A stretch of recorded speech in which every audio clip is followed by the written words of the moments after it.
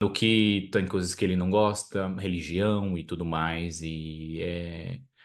Ainda assim, eu acho que eu quero ser muito amigo, mas tem outras partes também.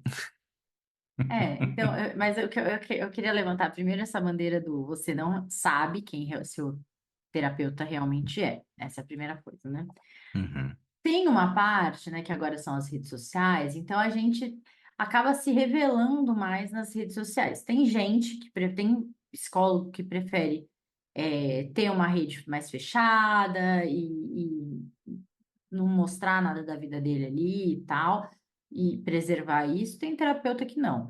Então, mesmo se o seu psicólogo, seu terapeuta é alguém que está nas redes sociais falando e se mostrando e tal, ainda assim você não conhece de fato essa pessoa, porque você está vendo um recortezinho de quem ela é ali, né?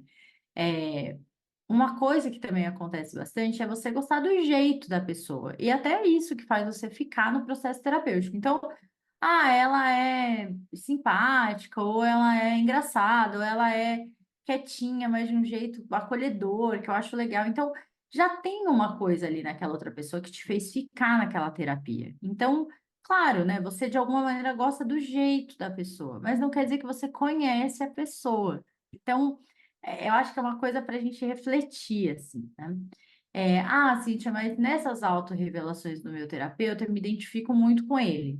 Sim, criatura, porque ele escolheu uma autorrevelação de fato para criar isso. Porque era importante você se identificar naquele momento, você sentir que outra pessoa sente a mesma coisa que você, entende o que você está sentindo. Então, é, o que eu estou querendo dizer, gente, é que não é uma relação verdadeira. A relação terapêutica, ela é talvez uma das mais verdadeiras possíveis, né? Mas ela é uma relação muito diferente das outras relações que você tem na vida. Não é igual, não é. Porque é assim, ó. A gente tem um contrato de trabalho, né? A gente está prestando um serviço, a gente ganha para isso.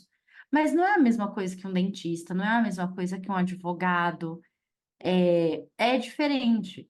Então, tem uma relação comercial, tem uma relação de cuidado, de tratamento, tem um vínculo que precisa acontecer. Então, vários pratinhos aí para a gente equilibrar. E até trazendo um exemplo pessoal aqui, eu falei no episódio de amizade com mais detalhe, que é um que a gente falou desse relacionamento. Mas eu lembro no começo da terapia, eu tinha muita dificuldade de criar conexões, criar amizade com as pessoas. E aí, na minha cabeça, o meu terapeuta entrava num local de amigo, porque eu não via também como um lado de transação ali, de tipo, 50 minutos, acabou o tempo, tchau. No começo, você fica. É uma relação que a gente nunca teve antes na vida, né? De tipo, como assim? Eu tô falando É. com alguém toda semana e essa pessoa não é um amigo meu direto. É tudo sobre mim aqui, você não tem essa clareza. E vai caindo aos poucos esse entendimento, né? Vai surgindo aos poucos. E aí eu lembro que eu precisava fazer uma cirurgia de arrancar o meu dente do siso, eu tomar anestesia e não podia sair de lá sozinho. E aí o amigo que ia comigo na semana acabou tendo que viajar por causa do trabalho e não ia poder ir. E eu não tinha outra pessoa para pedir. Quer dizer, eu tinha, mas eu não conseguia me sentir conectado, não conseguia me sentir pedindo esse favor para as pessoas. E aí eu pedi para o meu terapeuta. E o meu terapeuta falou que ele podia ir, mas ele cobraria. E aí eu lembro de me sentir com muita raiva daquilo, assim, sabe? De tipo, como assim você vai cobrar pra ir, sabe? Como que isso funciona? Porque é isso, na minha cabeça não estava tão claro assim como tudo funcionava. Mas ele não ia cobrar porque ele é cuzão e é só uma relação de dinheiro. Era porque eu não conseguia fazer amizades. Era sobre mim. E se ele não cobrasse, ele não ia estar me acolhendo. Ele ia estar de novo mantendo o local ali protegido, onde o Bruno não vai lá e não se arrisca de fazer amizade, não se arrisca de fazer conexão. E claro que isso não foi tudo descoberto naquele momento, né? Naquele momento, depois eu falei pra ele de Só sentir raiva. raiva daquilo, eu tava ali pra julgar, né? Pra assim, direcionar o meu problema no meu terapeuta. Era esse o meu trabalho, tá? Deu certo naquele E o momento. terapeuta está preparado para receber isso É. também, né? E aí eu pedi para uma outra pessoa, a gente criou uma conexão incrível, porque eu saí drogadaço, né, da anestesia, falando um monte de coisa sem fazer nada de sentido, a pessoa adorou, a gente teve uma relação muito mais legal disso, a gente virou amigo muito mais legal, e é isso, e depois com o tempo isso foi melhorando, inclusive aos poucos o meu terapeuta foi explicando como era isso e tal, e aí até o ponto em que eu tinha amigos, eu sabia fazer amigos, fazer conexões, E aí o meu terapeuta falou: Ah, se você me pedisse hoje para ir arrancar o siso, eu não te cobraria, eu iria com você. Deu, filho da puta. Finalmente, É, não é só sobre dinheiro.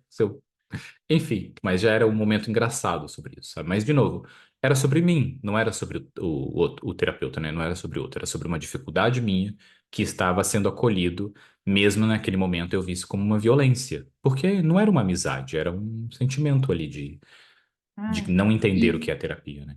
e assim, ó, a maneira que a gente responde para o paciente quando ele manda mensagem ou quando ele. Tudo isso faz parte do processo. Como o paciente desmarca uma sessão, ou como o paciente te avisa, todas essas coisas são dados importantes para a gente, que a gente está montando o nosso quebra-cabeça de quem a gente está analisando, né, do nosso paciente. Então, tem uma objetividade que precisa ser mantida, que é importante, que foi o que o seu terapeuta fez ali, né? O Bruno tem essa dificuldade, ele está passando por essa situação, é a situação perfeita para a gente colocar em prática e falar e desenvolver um tema que é, sei lá, um dos principais temas da vida dele aqui. E um bom terapeuta, ele tem que estar atento a isso.